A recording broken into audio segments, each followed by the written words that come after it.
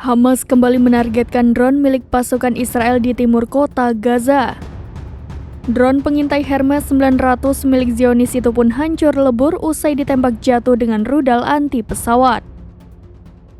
Hal itu diungkapkan oleh Hamas melalui unggahannya di Telegram pada Rabu 3 Januari 2024. Adapun penembakan drone pengintai itu dilakukan dalam operasi gabungan, di mana Brigade Al-Qassam sayap militer Hamas melakukan operasi bersama Brigade Mujahidin.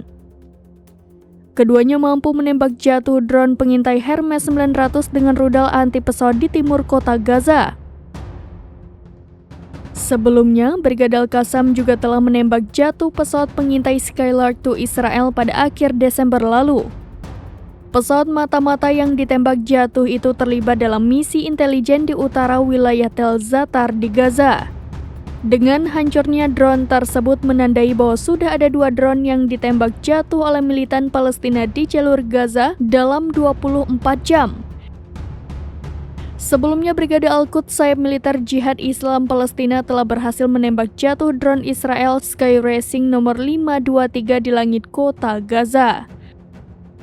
Al-Qassam juga tercatat telah menghancurkan helikopter Israel. Al-Qassam mengaku menargetkan helikopter Israel dengan rudal SAM-18. Helikopter itu diserang di daerah Al-Saftawi, utara kota Gaza.